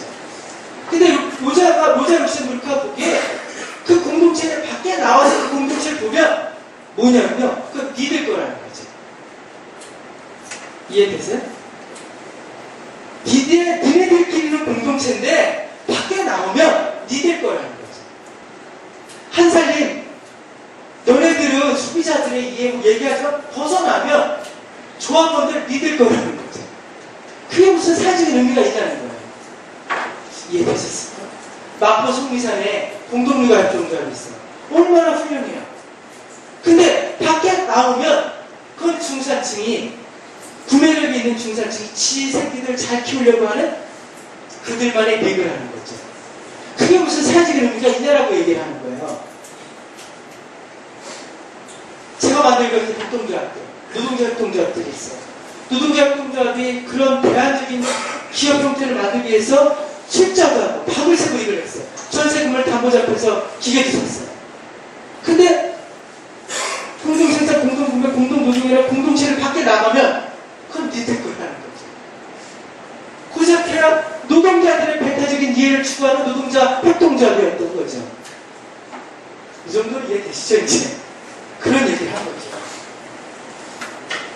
그거에 대해서 어떻게 얘기하실 수 있을까요, 한사님? 한사님 정신? 가지고 얘기할 수 있을까요? 한사님 정신은 한사님 조합만 알잖아요. 뭐, 교회인가요? 교회인가요? 그냥 교인들만 아는 성경책인가요? 그럼 뭐, 어떻게 얘기하실 수 있겠어요? 라고 얘기하는 거죠. 로자가. 저는 정신이 번쩍 들었어요. 우리 활동작을 왜 하는 거, 왜 해야 되는지 정신이 번쩍 들었어요. 이거 혹시 자족적인 거 아니지? 제가 하려고 했던 활동자분들이 자족적인 거 할 때 합치하려고 하는 거 아니지? 로자가 이제 그런 얘기를 한 거죠. 근데 진짜요, 진짜 그랬어요? 제가 하려고 했던 협동조합들이 있었는데 그 협동조합들이 다 망했다고 했잖아요. 망했을 때 아주 지금 한국에서 노동자협동조합을 유명한 실가반들이라는 데가 있어요. 실가반들이 노원에 있었거든요. 우리나라 90년대에 아주 노동자협동조합의 중요한 도시예요. 그 기업이 망했어요. 그 기업이 노원에 있을 때 망했는데요. 지역사회 어느 누구도 슬퍼하는 사람이 없었어요. 그 얘기를 하는 거예요. 어느 누구도 슬퍼하지 않았대. 딱 2명 슬퍼했대. 그 노역이 자주 가는 술집의 주인. 2명. 그 얘기를 하는 거예요, 지금. 그랬더니 에르스타인이 뭐라고 하냐면, 로자야, 네가 그래, 뭐 그렇게 볼 수도 있겠지만 너가 어디 비판하려면 정말 그 주체, 그 고민들을 이해하면서 비판을 했으면 좋겠다. 우리는 뭐라고 해야 되냐면요, 생산자협동조합은 판매를 목적으로 생산하지 않고 소비자들의 구매를 목적으로 생산하는 거였어요. 생산자협동조합은 한 번도 시장 판매를 목적으로 생산하지 않았다고요. 그럼 뭘 위해서 생산했다고요? 소비자들의 구매를 목적으로 생산했다. 너가 보기에 협동조합들이 개별 조직으로 생산하고 소비하는 것처럼 보이지만 우리는 그렇게 생산하고 소비하지 않았다는 거예요. 생산과 소비를 이미 사회화시켰다는 거죠. 정말요. 100년 전에 협동조합에 대한 책이에요. 시장의 얘기는 거의 안 나와요. 그럼 뭐가 나오냐? 페어 프라이스. 그 다음에 니드, 필요만 나와요. 생산자협동조합이요, 판매를 목적으로 생산하지 않았다는 거예요. 시장에 자판을 깔고요, 팔기 위해서 생산하지 않았다고요. 조직된 노동자, 소비자인 노동자들의 구매를 목적으로 생산했다고요. 이게요, 협동조합 간의 협동이에요. 이게 협동조합 간의 협동이에요. 이게 내부자거래인 거죠. 그래서 협동조합들이 이미 생산과 소비를 사회화시켰다고 얘기를 하는 거죠. 너가 보기엔 개별로 보이지만 이 생산과 소비 유통을 통해서 우리는 사회화를 시켰다는 거죠. 경제를 사회화시키고 있었다는 거죠. 이해되실까요? 협동조합의 협동은요, 규범이 아니라 협동조합이 사는 방식이었어요. 협동조합의 7대 원칙이 있잖아요. 어느 누구도 지켜지지 않잖아요. 선생님들 지역회 들으시잖아요, 교육할 때. 근데 협동조합의 7대 원칙이 왜 규범으로 되고 교회에 10개명을 외우듯이 외우게 되냐면요, 협동조합은 실제 경제 방식을 그렇게 하지 않기 때문이에요. 왜 한사님이 있는데 아이콘이 또 옆에 매장을 내고 여성들이 매장 경쟁을 하고 그렇게 되시겠어요? 협동조합이 협동경제 방식을 운영하지 않기 때문이에요. 경제 방식을, 협동조합 경제 방식을 하지 않고 7대 원칙만 있는 거죠. 절대 지켜지지 않죠. 그건 덕목이죠, 덕목. 절대 지켜질 수가 없어요. 어떻게 협동조합 간의 협동이 가능하겠어요? 시장에서 1등이 돼야 되는데 절대 가능하지 않죠. 그러니까 늘 우리한테 지금 10대 원칙은 그냥 쉽게 배우는 거죠. 늘 그냥 그랬어야만 하는데 반성하는 그냥 쉽게 배우는 거죠. 절대 우리의 활동을 영향을 미치지 않는 그런 것이죠. 이렇게 얘기했어요. 그랬더니 노자가 뭐라고 하냐면요. 그래, 그럴 수 있겠지. 니들끼리 내부자고라고 살 수 있겠지. 근데 세상을 봐라. 세상은 거대한 제조산업이 성장해가고 있고 그렇게 거대한 철강산업, 거대한 자동차 산업을 소비자협동조합에서 공동구매하고 생산자협동조합에서 생산할 수 있겠냐. 아마 협동조합은 신발 쪼가리 몇 개, 음식 쪼가리 몇 개를 나눠 먹다가 고사되어서 죽을 거야. 이렇게 얘기를 했어요. 역사는 누구의 말이 맞았어요? 로저의 말이 맞았다니까요. 훅가요 진짜. 정말 훅간다니까요. 정말 다 나가요 다. 그 최근에 뭐 유럽의 협동조합 얘기 되잖아요. 스위스의 쿱이라고 있어요. 스위스 한번 가보신 분 계시죠? 네. 있으시겠죠. 앞으로 가시게 될 텐데. 가면 쿱이라고 있어요. 이 쿱이라는 게 뭐냐면요. 협동조합의, 스위스의 협동조합이 8개의 연합체가 합쳐서 만든 거예요. 그래서 생각 매장은 쿱이에요. 전국이 다 쿱이에요, 쿱. 그래서 제가 그걸 보고 와서 고향 민회생협, 김정일 상무님 고향 민회생협 상무님이실 때, 고향 한살림 상무님이셨을 때, 제가 그런 얘기 했어요. 우리 고향에서부터 한번 매장 이름을 다 통일해보자. 쿱 한살림, 쿱 민회, 쿱 아이콘. 이러면 좋지 않냐. 그리고 조합원들 다 이렇게 다 이용할 수 있게 하자. 그러면 이게 훨씬 더 매출도 늘 거다. 부탁해는 안 되죠. 왜 안 되겠어요? 협동경제를 하지 않거든요. 협동경제 방식을 하지 않아요. 시장의 과정의 운동을 하죠. 철저히 시장의 과정의 운동을 해요. 그러니까 절대 그걸 할 수가 없는 거죠. 어쨌든 역사는 역사를 쓰는 분들 많이 맞았어요. 다 많이 맞았어요. 네. 그래서 이런 비판을 하니까 베르스탄이 뭐라고 해요? 점점점점점 쭉 나오고 있는 거죠. 집답을 하지 못해요. 그리고 베르스탄이 그래서 전략을 바꿔요. 그래서 노자야 우리가 전략을 바꿨어. 뭐라고 바꿨냐면 산업자본은 노동자를 통해서 통제하고 상업자본은 소비자산업협동조합을 통해서 통제할 수 있을 거라고 해요. 그래서 독일의 사민주의 과제에서 노동조합 운동과 소비자협동조합의 운동이 중요시하게 되는 거죠. 이렇게 등장을 하는 거예요. 그래서 이제 노동조합이 노동당을 만들어서 집권해서 사민주의를 실행하게 됩니다. 그러면서 이제 독일의 사민주의는 세주로부터 벌어지는 거죠. 이렇게 됐다는 거죠. 근데 지금요, 이게 이제 진짜 오늘 주제에 트렌드라고 얘기해보고 싶은데 거의 반 정도는 선배님들이 얘기를 했는데 이제 선배님들은 이 시대에 살지 않잖아요. 이 시대에 사는 우리가 이제 그 얘기들을 이어붙여야 되는 거죠. 협동조합 운동이 바닥을 치고 다시 올라오는 시점이 됐어요. 다시 올라온다니까요. 다시 올라온다는 얘기는 뭐죠, 선생님? 네? 제가 보면 너무 단순해요. 필요해요, 필요해. 협동조합이 다시 필요해지게 되는 거예요. 협동조합이요, 다시 필요해지게 됩니다. 왜 필요해지게 됐어요? 왜 필요해지게 됐어요? 왜 필요해지게 됐냐면요. 협동조합의 존재를 대체했던 시장과 국가가 제대로 역할을 하지 않는 거죠. 협동조합의 존재 가치를 대체했던 복지국가가 제대로 작동하지 않게 됩니다. 우리가 요즘 협동조합에 대한 얘기들이 되게 뉴스에서 많이 되잖아요. 많이 돼요. 많이 되는데 한번 협동조합이 얘기되는 이유를 한번 자세히 보세요. 협동조합이 얘기되는 맥락을 한번 자세히 보세요. 어떤 맥락에서 협동조합들이 얘기되나요? 네? 두 가지예요. 하나는요, 대안적인 고용 형태. 최근에 몬드라곤 텔레비전 나왔거든요? 보셨어요?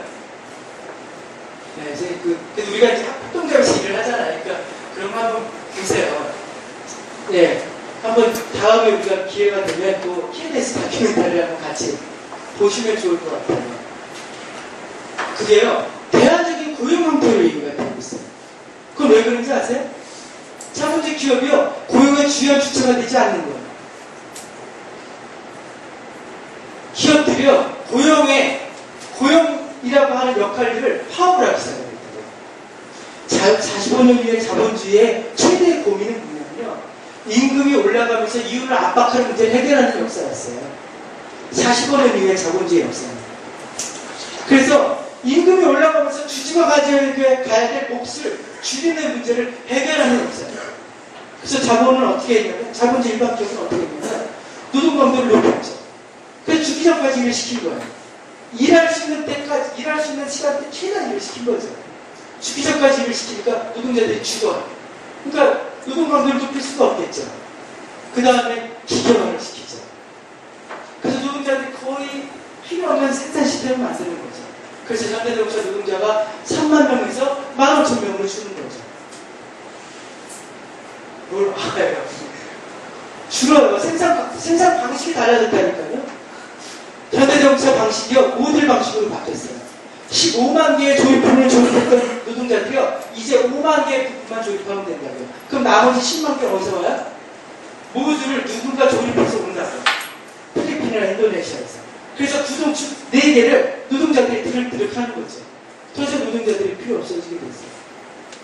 그 다음에 이제 자본은요, 어떻게 되냐면, 아예 사람이 거의 필요 없는 산업을 개발해요. 그게 뭐냐면 금융사업 서비스예요. 이거는 그냥 돈 넣고 돈 먹기죠. 자본이라는 C가 노동을 만나서 자본이 증식돼야 되는데, 이 금융자본은 그렇게 증식되지 않아요. C가 그냥 C2로 가는 거죠. C1이 C2로 가요. 이 노동의 과정을 삭제한 산업이 되는 거죠. 사람들이 일자리가 많이 생기지 않아요. 그래서 몬드라곤이 어떤 사례로 소개가 되냐면, 노동자들을 자르지 않고 교육해서 같이 사는 구조로서 협동조합이 얘기되고 있는 거죠. 그 다음에 또 어떤 데서 협동조합이 얘기되고 있는지 아세요? 어떤 대안적인 생활을 조직하는 방식이에요. 예를 들면 지역의 보육 문제를 해결하거나 보육의 서비스를 대안적으로 제공하거나 지역의 어떤 지역 화폐 같은 방식의 대안적인 어떤 서비스를 제공하거나 주로 사람이 살면서 필요한 돌봄과 사회적인 관리하는 역할에서 협동조합에 대한 사례들이 이루어지는 거죠. 이해되세요? 이제 전통적인 협동조합의 역할에서요, 사람들이 지역에서 필요한 것들을 해결하는 유용한 방식으로 협동조합들이 고려되고 있다고요. 그 속에서 소수협동조합도 얘기가 됐던 거죠. 소수협동조합의 존재 가치는 뭐예요? 아이컵 조합원들한테 아이컵 조합원의 가입을 왜 했냐고 물어봤어요. 아이컵 조합원의 가입을 왜 했다고 응답을 해줬어요, 사람들이. 예? 뭐요? 네? 친환경 농산물을 먹고 싶어서 했어요. 그 사람들이요, 협동조합을 선택한 이유는요, 협동조합이 좋아서가 아니라 협동조합이 해내는 어떤 역할을 선택했다고요. 친환경 농산물을 먹고 싶어서가 91.1%였어요. 한사님도 그게 다르지 않을 거예요. 한사님도 한 90%겠죠. 그럴 때 한사님을 선택했던, 아이컵을 선택했던 조합원들한테 협동조합의 필요는 친환경 농산물이 있어요. 그게 협동조합이건 아니건 중요한 문제가 아니에요. 다만 친환경 농산물이라고 하는 유기농 식재료를 얘기했던 첫 번째 집단이 한사님이었던 거죠. 근데 지금 그러니까 이런 사람들에서 지금 새로운 필요들이 제기되고 있는 거죠. 우리가 다 지금 이런 사이클에서 협동조합들이 이렇게 제기되고 있는 거죠. 이 사이클에서 협동조합의 존재 가치는 뭐였냐면요. 시장과 국가로부터 충족되지 않는 이런 시민들의 필요에 대한 것들을 해결하기 위한 전략이었던 거죠. 그 협동조합들이. 그것으로 얘기가 됩니다. 시장과 국가에서 충족되지 않는 시민들의 필요. 그 필요가 친환경 농산물이었죠. 시장에서 친환경 농산물을 만들지 않았어요. 그래서 먹을거리라는 게 만드는 놈과 먹는 놈의 정보가 비대칭하는 문제 속에서 공산품이 이 자본이 성장했던 거죠. 이제 사람들은 뭘 넣는지 궁금해하고 믿을 수 있는 걸 원하는 거죠. 그 틈새에서 한살림이 시작이 됐던 거죠. 한살림 정신이 훌륭해서 한살림이 큰 게 아니라요. 한살림이 시장과 국가가 해결하지 않는 걸 해결했기 때문이에요. 그래서 성장했던 것이죠. 근데 왜 제가 5년을 보냐면요. 친환경 농산물을 먹고 싶다는 그 욕구는 이제 대자본이 훨씬 잘 해결할 수 있기 때문에. 협동조합이 이 사이클처럼 대자본은요. 한살림처럼 이렇게 작게 하지 않겠죠. 아예 아산, 밀어 확 민다고 유기농 기업농을 해버리죠. 그럼 어떻게 되면 코스트가 확 나죠. 근데 농민들의 임금이 비싸잖아요. 비싸네? 중국으로 가요. 중국으로 가서 한 향진을 확 밀어버려요. 그리고 후진타워한테 분장을 받죠. 투자했다. 코스트를 확 낮춰버릴 거 아니에요. 그리고 그 친환경 농산물을 얼른 보내요? 이마트나 SS마트를 확 보내는 거죠. 한살림의 조합원은 왜 한살림을 선택했다고요? 친환경 농산물을 먹고 싶어 했다고. 다른 이유가 없다니까요. 그럼 그분들은 그 친환경 농산물을 싸게, 쉽게 사주는 누군가 대주면 되는 거죠. 한살림 조합원이 느는 만큼, 이마트 조합원도 늘어요. 이마트의 친환경 코너에 소비자들도 는다고요.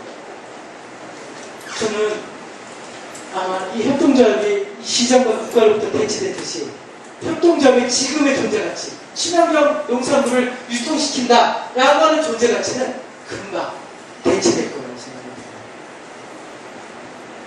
아닐까요? 저도 안 했으면 좋겠는데요.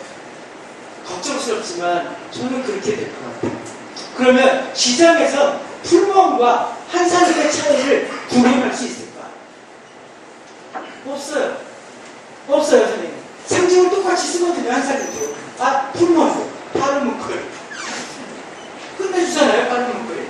이제 아메이 아시죠? 아메이 들어보셨어요? 아메이 이놈들이 사실 협동조합을 카피한 거예요. 협동조합, 조합원이 아니면 협동조합 걸 못 이용하잖아요. 아메이도 똑같아요. 아메이 조합원이 아니면 아메이 상품 이용할 수 있대. 걔네들이 아메이 간판에 뭐라고 썼냐면 좋은 생활 공동체라고 써있어요. 똑같은 거. 차이가 없어요. 풀무원과. 그래서 저는 이 한살림이 지금 우리가 참고해야 될 건 이 먹을거리 뿐만 아니라, 선생님 여기 혹시 그 물품 가가오 이렇게 방문하시는 분들 계세요? 한번 손 한번 들어보실래요? 가가오 뭐 이렇게 실제로 공급하시는 분들. 많으시죠? 선생님, 그 선생님들이 그 공급할 때 조합원들을 만나면서 그냥 이렇게 이사람 그냥 먹을거리 제공하는 느낌만 드세요? 별 다른 느낌 안 드세요? 저는요 어떤 느낌이 드냐면 한살림 민회에서 그냥 조합원들 강의할 때 제가 느끼는 건데 이거 끝내주는 인프라라는 느낌이 들어요. 이 소비자 생활협동조합의 이 인프라, 손님들이 가가오 가는 그 인프라들이 끝내주는 인프라라는 거죠. 그 사람들은요 실제 지역사회에서 시장에 해결해주지 않는 그 생활세계의 필요들을 다 갖고 있는 사람들이에요. 만약에 그 사람들의 생활세계의 필요를 조직할 수 있다면, 그리고 그 친환경 농산물을 먹고 싶은 그 욕구를 더 넘어설 수 있다면, 우리가 그걸 명확하게 한살림이 사인을 줄 수 있다면, 저는 사람들이 이마트에 가는 게 아니라 한살림에서 내가 왜 이 먹을 걸 여기서 사야 되는지 이유를 저는 알 수 있을 거라고 생각합니다. 그런 그럼 다른 선택지를 한사님이 줄 수 있을 거냐 없을 거냐? 그래서 저는 한사님이 5년 이상을 지속 가능할 수 있을 거냐 없을 거냐가 저는 판가름이 날 것 같아요. 그냥 시장에서 친환경 농산물을 우리는 제공해 주는 거, 그리고 아무도 모르는 한사님 정신을 갖고 있는 곳으로서는 저는 생존을 할 수 없을 것 같아요. 죄송해요. 한사님 정신 제가 있는 것 같아요. 설문조사하니까 분명히 있더라고요. 있는데 제가 보기에 손에 잡히지 않아요. 잘 이렇게 잡히지 않는다고요. 이렇게 명확하게 후배들, 생각들한테 사인으로 주지 못해요. 저는 그런 생활세계의 필요들을 먹을거리뿐만 아니라, 먹을거리도 마찬가지지, 먹을거리 문제가, 먹을거리 필요가 친환경 농산물에만 있지 않거든요. 제가 그 선생님 자료에 썼어요, 여기에 썼어요. 푸드 퍼버티라는 개념을 썼어요, 선생님. 물론 안 읽어보셨겠죠. 네, 자료가 됐기도 하고, 아마 일찍 보내도 사실 거의 안 읽으셔요. 그래서 뭐 제가 일찍 보내지 않아도 여기 그렇게 안 보는데요.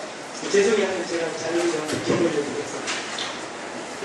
지금 그 한사님에서 소비자들에게 답을 하는 건 친환경 농산물이에요. 그럼 이마트도 훨씬 선생님들과 훨씬 잘할 수 있는 거예요. 그리고 누군가에서 더 잘 대체될 수 있어요. 그리고 또 시장 전략을 쓰겠죠. 한사님 아웃소싱하고 뭐 이렇게 하겠죠. 지금 물류가 아웃소싱하고 있잖아요. 그 얘기를 제가 좀 한번 드려보려고 해요. 네. 이 생활세계에 필요한 것들을 소비자들을 통해서 저는 해결할 수 있는데, 이 푸드 포버티라는 개념을 제가 얘기했어요. 이 먹을거리를 선생님들이 친환경 농산물만 얘기하지만, 먹을거리와 관련한 사람들의 필요는 친환경 농산물 이상을 넘어서는 요구들이 있어요. 그건 저는 한 3가지 정도라고 얘기하는데, 첫 번째는 푸드 포버티가 생기는 문제예요. 푸드 포버티가 뭐냐면요, 수질 음식을 먹게 되는 거예요, 사람들이. 그걸 얘기하는 거예요. 한사님은 그 문제를 풀 수 있다고 생각을 하는 거예요. 첫 번째, 푸드 포버티의 문제가 생긴 첫 번째는 가난해서 못 먹는 거예요. 가난해서 못 먹는 문제가 있어요. 가난해서 못 먹는 거죠, 가난해서. 그 문제를 우리가 다시 해결해야 돼요. 협동조합. 두 번째, 몰라서 나쁜 음식을 먹게 되는 거예요. 생산자와 소비자의 이 정보의 격차 때문에 몰라서 나쁜 음식을 먹게 되는 거죠. 근데 우리가 그 생산지 견학도 하고 막 하잖아요. 소비자들에게 그 활동을 하잖아요. 그 사람, 우리는 어떻게 해서든지 생산자의 정보를 주려고 하죠. 그 사람들은 그걸 귀찮아서 안 가죠. 제가 뭐라고 하냐면, 그러면 가지 않으면 CD로 동영상을 보서 배달을 해라. 그리고 감자를 살 때 감자가 어떻게 만들어지는지 정보를 줘라. 이게 가람비에 옷을 적는다고요. 이마트에서는 친환경 코너에서 물론 그 생산자 사진이 들어갔죠. 다 해요. 걔네들도 시작을 우리가 하는 거 다 한다는 거예요. 이 두 번째 푸드 포버티, 정보의 격차를 해결하는 것에서 훨씬 더 소비자협동조합은 소비자들이 주인이니까 이 정보의 격차를 훨씬 더 극복할 수 있는 내부 인센티브를 갖고 있다는 거죠. 네, 세 번째는 좋은 음식의 접근성이 떨어져 있는 문제가 있어요. 좋은 음식이 어디 있는지 아는데 사기가 힘든 거예요. 그것의 대표적인 거는 공공급식 시스템이에요. 예를 들면 학급급식, 공무원의 중식, 깜빵, 병원, 이런데 어떤 식재료를 넣느냐가 되게 중요한 정책이에요. 사실 한사님에서 얘기하는 그런 믿을 수 있는 식재료는 그런 공공식단에 어떻게 이 음식을 제도적으로 깔 수 있게 할 거냐가 중요한 전 하나의 방향일 수 있다고 생각이 들어요. 친환경 학교급식 같은 게 그런 것들이죠. 그래서 사실 저는 한사님이 적극적으로 친환경 학교급식 네트워크에도 결합을 해야 되고, 이런 유치원, 학교 유치원들, 그 다음에 병원, 이런데 그 공공급식 시장에 대한 개입을 좀 해야 된다고 생각이 들어요. 그 다음에 선생님들이 과거 방문하는 그 조합원들의 생활세계의 필요들을 조직하는 문제가 생기게 되죠. 저는 그 조합원들이 생활세계에서 필요한 것들을 스스로 해결하는 자주전략을 협동조합을 만약에 쓸 수 있다면, 한사님의 그 조합원 인프라가 지역사회에서 그런 자율적인 생성의 원리들을 협동조합 방식으로 해결할 수 있다면, 저는 이 인프라는 아주 끝내주는 인프라가 될 거라고 생각해요. 친환경 농산물을 앉아서 일주일 기다렸다가 받아먹는 소극적인 소비자들이 아니라 자신들의 생활 세계의 필요를 적극적으로 조직하는 생산자로서 소비자들로 만드는 거죠. 그래서 보육의 문제, 요양의 문제, 여러 교육의 문제, 의료의 문제, 여러 생활세계 문제들을 해결하는 것이죠. 아마 그걸 하자고 하는 게 서울 한살림이 하고 있는 지역살림 운동이라고 저는 이해하고 있어요. 지역살림 운동이라고 들어보셨어요? 지금 제가 지역살림위원회에 지금 결합을 하고 있거든요. 좀 더 한푼도 안 받고 열심히 가서 하고 있어요. 왜냐하면 제가 보기엔 정말 그게 중요하다고 생각하거든요.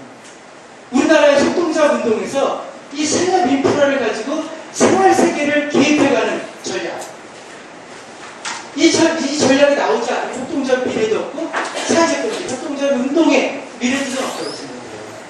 근데 그게 서울 한살림에서 지역살림 운동이라는 이름을 가지고 지금 그거를 고민하고 실현해보고 있으신 거죠.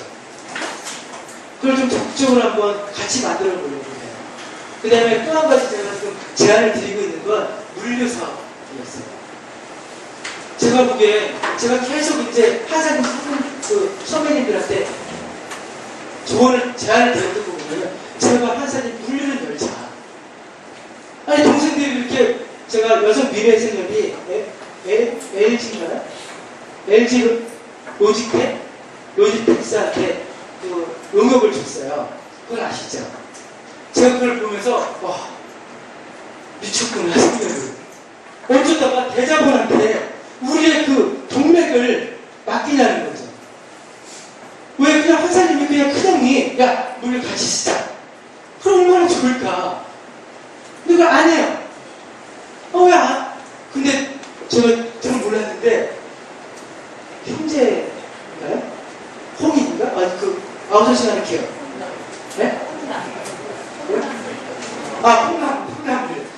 홍남물리한테 이걸 아웃소싱을 하고 있었더라고요.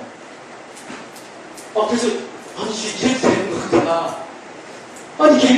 아니 이게 자본주의 꽃은 유통이고 유통에 대한 계획을 사실 우리가 적극적으로 해도 이게 어떻게 될지 모르는데 이거를 아웃소싱을 하고 그걸 일반 영리업체한테 우리의 동맥을 맡겨도 되는 건가? 근데 거기가 착한 기업이라고 하시더라고요. 늘 빠져나가는 네, 그래서 제가 뭐라고 했냐면 그러면 소셜 물류를 하자. 그렇게 아웃소싱 할 바에는 소셜 물류를 만들자. 그래서 제3의 물류망을 만들고 이거는 사회적인 물류망이다. 사회적 경제 조직들이 다 이용할 수 있는 소셜 물류를 가자. 그래서 저희 재단도 투자를 하고 한사람도 투자를 하고 지금 이렇게 자원의 또 양국 택배라고 했거든요. 정부가 이렇게 하는 택배산 업체가 있어요. 정부 예산을 받는 인프라가 있죠. 그걸 섞어서 한번 소셜 물류망을 만들고 그것이 사회적 기업이 되든 어쨌든 물류를 산화시키자. 그 물류를 생각들이 같이 쓰도록 하자. 물론 아이콘을 안 쓰고 있죠. 아이콘 잘 누가 있습니까? 그러면 지역 생각들을 다 쓰자. 그게 내가 보기엔 한살림인 것 같다. 그게 한살림 같고. 그래서 제가 제안한 상태예요. 그래서 김정혜 선생님들이 지금 이렇게 배달하시는 비용, 차량 뭐 이런 것들을 다 넘겨주셨어요. 한번 설계를 해보라고. 그리고 설계가 좀 어느 정도 초안이 나오면요. 선생님들과 이렇게 논의를 같이 하면 좋겠어요. 그래서 저는 모르겠어요. 선배님들, 옛날 100년 전의 선배들이 그런 유토피아 사회주의, 공상적 사회주의, 또라이라고 했다고 한다면 아마 그 당시에 필요가 있었던 거죠. 협동조합들이. 협동조합들이 그 자신들의 필요들을 조직하지 못하고 존재가치 잃어갔었어요. 근데 다시 협동조합의 존재가치가 다시 필요로 하는 시대가 됐고 우리는 적극적으로 협동조합의 필요를 조직하는 과제들이 생겼다고 생각이 들어요. 그래서 전통적인 시장의 기업의 전략을 생각하는 게 아니라 다른 경제 방식에 대한 고민들을 충분히 할 수 있고 저는 가능하다고 생각이 들어요. 그건 선생님들이 여러 사회적 기업들, 여러 협동조합들, 지역에 사는 협동조합들의 고민 통해서 가능하다는 걸 보시고 계시잖아요. 저는요, 한살림의 인프라는 끝내주는 인프라라고 생각해요.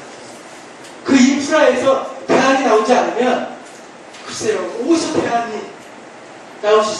조직된 소비자들이잖아요. 우리는 조직된 소비자들을 만나고 있어요. 그리고 한사님이 양성하는 선진 조합원들은요, 정말 훌륭하시더라고요.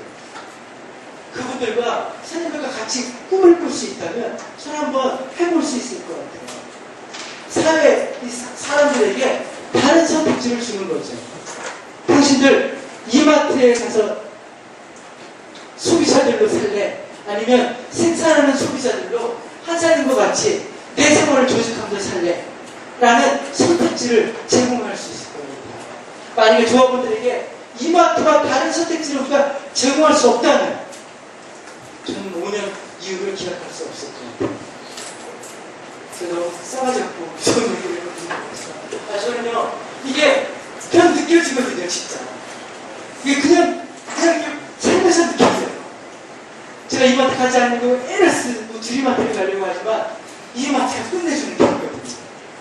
제 안에는 이마트를 너무 행복해요. 우리 아이들은 그냥 이마트가 아닌 게 놀이터죠. 강력해요. 자본은 강력하거든요. 그러면 똑같은 쌀을 주고 그들과 경쟁하는 게 아니라 완전히 다른 쌀을 줘야 된다고 생각해요. 그거는요, 생활세계의 필요를 조직하는 것이죠. 이미 한사님은 필요를 조직했고요. 그게 친환경 농산물이에요. 이제 그거 가지고 약한 거죠. 친환경 농산물을 넘어선 소비자들의 생활세계의 필요들을 조직하는 과제들이 우리가 갖고 있는 거 아닐까요? 새롭게 공제제약도 만들어보고 소비자 생활공제약도 만들고 워커스퀄리티도 만들고 그런 생활세계 필요들을 조직해 가는 거죠. 그 일선에 아마 선생님들이 계실 것 같아요. 그리고 그 물품을 공급하는 과정에서 일선의 선생님들이 만나시는 분들이 있습니다. 그분들과 그분들의 필요들을 감지하는 촉수로서 선생님들이 역할을 해줄 수 있다면, 그리고 그 꿈을 소셜 물리망에서 아니면 생활세계를 조직하는 생각 인프라로서 꿈을 꿀 수 있다면 저는 한번 해볼 만할 것 같아요. 이마트에서 일하는 것보다 훨씬 더 의미 있게 살아보실 수 있지 않을까, 이렇게 감히 그냥 선생님들한테 말씀을 드려보고요. 예, 이 정도로 제 강의를 마치도록 하겠습니다.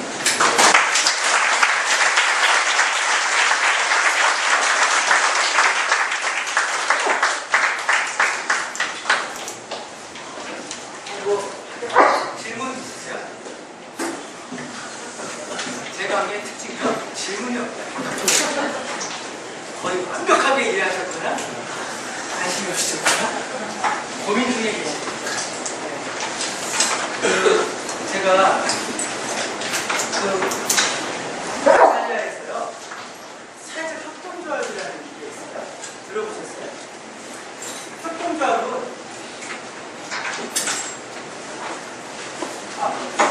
협동조합은 전통적으로 두 개만 있어요. 두 개가 뭐냐면 소비자협동조합과 생산협동조합이죠. 소비자협동조합은 누구 거예요?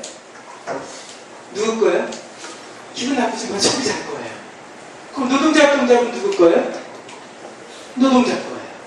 그 기업의 그 협동조합의 소유권은 누구한테 있어요? 소비자협동조합은 소비자들에게 있어요. 노동자협동조합은 노동자들에게 있죠. 근데 이탈리아에서는 사회적 협동조합이라는 말을 썼어요. 이게 골 때리는 애들이잖아요. 얘네들이 어떤 애들이냐면요, 주인이요, 노동자도 되고 소비자도 되고 지역의 시민단체도 되고 자원봉사자도 되는 거예요. 그럼 걔네들이 왜 모여있냐? 지역사회에 필요한 것 때문에 모여있어요. 이해되세요? 그 지역사회에 필요한 사회적 목적 때문에 그 다양한 이해관계자들이 모여있더라고요. 그래서 노동자협동조합도 아니고 소비자협동조합도 아니고 사회적인 필요를 조직하게 하는 협동조합이라는 이름으로 사회적 협동조합이라는 말을 썼다는 거예요. 그래서 조직의 목적은 노동자들의 이해, 소비자들의 이해에 있는 게 아니라 지역사회의 사회적 이해에 있어요. 조직의 목적은. 한사림의 목적은요, 조직된 소비자들의 친환경 농산물을 먹고 싶은 그 소비의 이해가 있는 게 아니라요, 생활세계의 필요를 조직한다는 필요가 있다는 거죠. 그 조직의 소유권은요, 사회적 소유권이 인정이 돼요. 그래서 그 소유권이 노동자들에게도, 소비자들에게도, 자원봉사자에게도 소유권이 인정돼요. 그래서 이 사회에 그 사람들이 들어가 있는 거죠. 사회적인 실체예요. 이 조직은요, 다양한 자원을 가져와요. 1차 지역사회의 목적을 축적시키기 위한 자원들을 국가의 공공계약을 통해서도 가져오기도 하고, 시장의 조합원의 소비자들의 구매를 통해서 가져오기도 하고, 자원봉사 노동을 통해서 가져오기도 하죠. 그걸 복합 이해관계자 모델이라고 한다는 거죠. 제가, 한국에서는요, 절대 가족끼리 동업을 하지 말라고 하잖아요. 형제하고 동업을 하지 말라고 하잖아요. 근데 소비자들과 노동자들은 이해가 다르죠. 노동자들은 임금을 높이기 위해서 물건값을 높이려고 할 거고, 소비자들은 어떻게든 싸게 사려고 하겠죠. 이렇게 이해가 다른 집단들이 같이 모여 있잖아요. 야, 이 조직이 망하지 않을까? 배가 산으로 가지 않을까라고 생각을 했어요. 그래서 제가 이탈리아로 날아갔어요. 그래서 그 인터뷰를 한 거죠. 사직협동조합의 대표들을 가지고 인터뷰를 했어요. 거기 있는 노동자들하고 인터뷰를 했어요. 야, 우리나라에서는 동업도 하지 말라고 하는데 어떻게 그게 이해가 다 다른 사람들끼리 그 일을 같이 동업하냐? 그랬어요. 가능하냐? 니네 맨날 싸우지 않냐? 싸운대요. 근데 성공적으로 운영되고 있다는 거예요. 그래서 그게 어떻게 가능하냐? 했더니 두 가지를 얘기해요. 첫 번째, 그 조직의 존재 이유에 대해서 모두가 동의한다는 거죠. 그 조직의 존재 가치, 상위의 사회적 목적에 누구나 동의한다는 거죠. 이해되세요? 그 상위의 존재 가치를 가지고 이해들을 조율해 간다는 거예요. 만약에 한 사람이 어떤 상위의 목적들이 있겠죠. 그 목적을 가지고 사람들이 동의해서 온 거죠. 노동자들도 그 목적에 동의해서 온 거고요. 소비자들은 그 목적에 동의해서 가입을 하게 된 거고요. 자원봉사자들도 그 목적에 동의해서 온 거고요. NGO들도 그 목적에 기해서 도움을 주신 거죠. 그 상의 목적을 가지고 이해를 조율해 간다는 거예요. 그리고 그 이해는, 그게 첫 번째 자신들이 얘기했던 거고, 두 번째는 사회적 폐해라는 걸 한다. 그 조직의 존재 가치가 얼마만큼 지속적으로 달성되고 있는지를 다양한 이해관계자들을 통해서 검증해 간다는 거죠. 노동자들이 지지했던 그 조직의 목적이 어떻게 유지되고 있고 달성되고 있는가를 사회적 기회를 통해서 보여준다는 거죠. 사회적 기회가 이렇게 생성받은 얘기이실 텐데, 이 조직의 존재의 목적들이 있을 거 아니에요. 지금 질문이 없으니까 질문 시간을 짧게 한번 쓸게요. 선생님들이 그 지역사회 필요라는 게 어떤 것인지 잘 이해가 안 되실까봐 제가 사례 한번 들어보는데요. 안성의료생활협동조합이라고 들어보셨어요? 유명한 조직이니까 들어보셨을 거예요. 안성의료생활은요, 한산과 거의 비슷해요. 안성의료생활은 왜 생겼냐면요, 안성이라니까 농촌이었어요. 농촌에 어떤 문제가 있어요? 의료 공백이 있죠. 병원이 없어요. 그래서 연대 의대생들이 농민회랑 주말 진료를 한 거예요. 그 주말마다 와서 무료 진료를 한 거죠. 근데 농촌이라는 데가 아픈 게 주말에만 아픈 게 아니잖아요. 월요일에 아플 수 있고 화요일에 아플 수도 있죠. 그래서 농민들이 어떻게 생각했냐면, 야, 우리 저기 병원 하나 만들면 좋겠고, 너 그 레지던트 자원봉사 의사 이인도 선생님인데, 인도가 너가 와서 농민회가 병원을 져줄 테니까 너가 와서 병원을 한번 운영해보면 좋겠다, 이렇게 생각을 한 거예요. 그래서 안성 농민들이 출자를 해서 의료생활협동조합을 만들었어요. 소비자생활협동조합을 만들었다고요. 착한 의대생 이인동이라는 학생이 거기 원장이 된 거죠. 이렇게 해서 병원을 만들었어요. 안성에서 왜 생겼어요? 의료 공백을 메꾼다는 필요 때문에 생겼어요. 필요 때문에 생겼어요. 그 필요를 노동자들이 출자를 해서 그 필요를 해결하기 위한 자존심을 내려고 협동조합을 만든 거죠. 한사님도 그렇게 시작된 거잖아요. 그렇게 시작됐어요. 한사님도. 그래서 안성 의료생활협동조합이 만들어지는 순간 두 가지 장점을 갖게 됐어요. 하나는요, 독점이에요. 유기농 시장에서 한사님이 독점이었던 시대가 있잖아요. 독점이. 그 다음에 조합원이 다 출자해서 만든 내 조직이잖아요. 내 병원이잖아요. 소비자들의 충성도가 높죠. 이 조직은요, 죽었다깨라도 망할 수는 없어요. 망하겠어요? 독점에다가 충성도가 높은데 어떻게 망하겠어요? 환자, 의료 실수를 범해서 2명이 죽어도 웬만해서는 안 망하겠죠. 웬만해서 이들을 망하게 할 수가 없죠. 필요한 조직이에요. 필요한 조직이면 어떻게 돼요? 성장을 하죠. 아까 생각하신 이렇게 성장을 해요. 안성의생이 직원이 87명이에요. 의사가 11명이에요. 성장을 했어요. 근데 안성이라는 지역이요, 도시화가 이루어져요. 도농복합이 된다고요. 그럼 어떻게 돼요? 인구가 늘죠. 인구가 늘면 의료 소비자들이 늘어요. 그럼 어떻게 되겠어요? 병원이 생기죠. 안성의료생역 옆에 인해과가 생겨요. 저쪽에 황소학과가 생기고 저쪽에 박한의원이 생겨요. 안성의료생역의 존재 가치는 어떻게 돼요? n분의 1로 줄어요. 의료 공백을 메꾼다는 그 안성의료생역의 존재 가치가 여러 병원들 중에 하나가 되는 거죠. n분의 1로 줄어요. 그럼 어떻게 되겠어요? 존재 가치가 줄어들죠. 손님, 조합원들이 줄어들어요. 이용자들이. 그럼 그 다음에는 어떻게 돼요? 의료시장에서 생존의 전략을 쓰죠. 성과급을 도입해요. 의료생각. 이제 조합원들이 대가리로 모이는 거죠. 안성의료생각에서도 이제 3분의 법칙이 작동하거든요. 3분의 법칙이 뭔지 아세요? 종합병원에 가보시면 3분 안에 나와야 되잖아요. 2분 30초 되면 의사가 신문을 주잖아요. 간호사한테. 그러면 2분 45초에 문이 열리죠. 그럼 나가야 돼요. 나가서 간호사하고 얘기해야 되잖아요. 3분의 법칙이에요. 3분마다 환자가 바뀌어야지 수익타산이 맞는다는 거예요. 생존의 전략을 쓰죠. 안성의료생협이 인해과나 다른 게 없어요. 조합원한테 왜 조합원들에게 충성을 해야 되고 당신들이 우리 조합을 왜 이용해야 되는지 충성을 얘기할 수가 없다는 거예요. 매출이 떨어지고 적자를 경험하고 그때 안성의료생협이 고민한 거예요. 야, 그러면 이 도농복합된 이 안성에서 안성의료생협이 새롭게 어떤 존재 가치를 가져야 될 것인가에 대한 성찰을 하기 시작했다. 그러니까 진짜 좋은 동작이죠.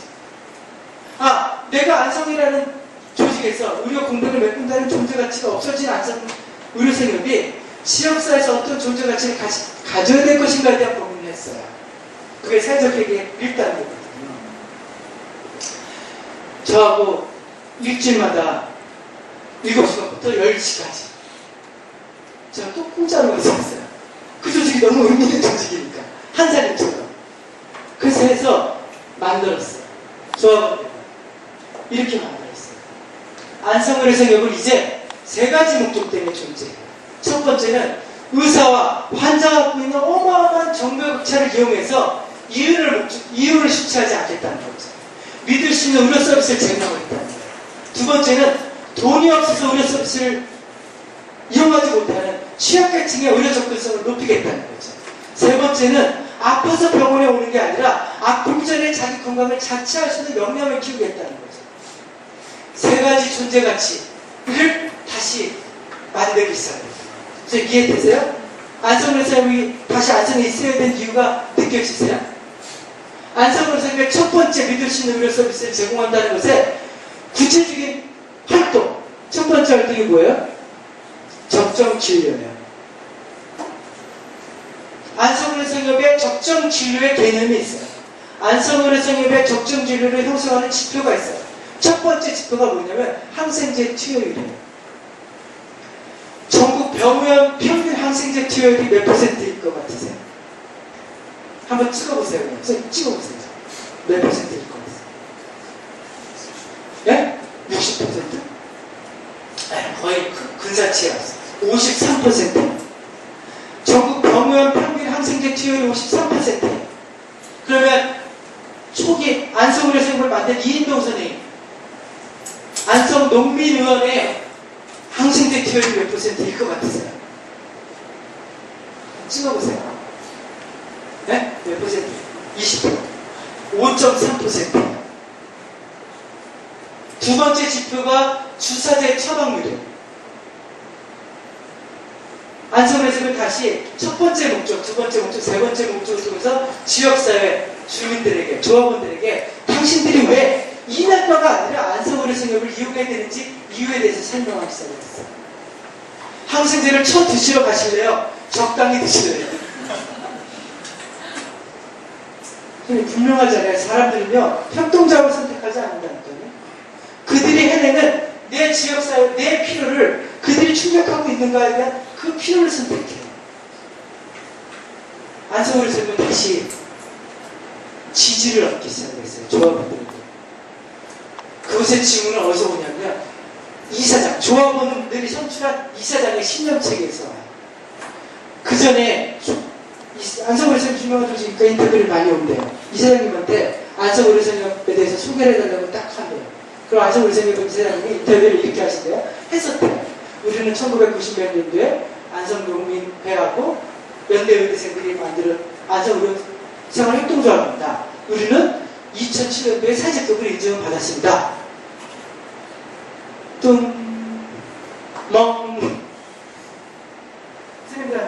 선생님들 한 살림은 무엇입니까? 왜 한 살림은 소비자들이 주인인데 소비자 생활협동조합입니다. 땡? 없다는 거예요. 설명할 수는 게 없더래요. 이사장님이. 사회적 계획을 하고 난 다음에 이사장님의 인터뷰가 바뀌었대요. 심지어 제가 들은 얘기인데 그랬더니 우리는 1990년도에 안성농민이랑 연대가 만든 의료생활협동조합입니다. 우리는 2007년도에 사직급을 인정받았습니다. 우리는 지역사회에서 세 가지 존재 가치를 추구하려고 합니다. 첫 번째는 의사와 환자 같은 엄청난 정보격차를 통해서 이유를 매결한 진료를 절대 하지 않겠습니다. 믿으시는 것을 제공합니다. 두 번째는 취약계층의 어느 쪽도성을 높이겠습니다. 세 번째는 아파서 병원 오기 전에 주민들이 자기의 건강을 자체할 수 있는 영향을 키우도록 하는 존재 가치를 갖고 이런 세부적인 활동들을 하고 있습니다. 이 활동들은 매년 이 활동들이 어떻게 진행돼서 조직이 지역사회 존재 가치를 갖고 있는지를 이해관계자들과 평가하고 측정해서 우리 조직의 기능들을 조절해가고 있습니다라고 얘기를 하게 됐다는 거죠. 자기가 그 얘기를 하면서 탑산에 돋았대요. 이 사람이. 이게 협동조합의 존재예요. 이게 지역사회 필요라고 생각해요. 그러면 한 사람은 뭐라고 얘기할 수 있을 거냐는 거죠.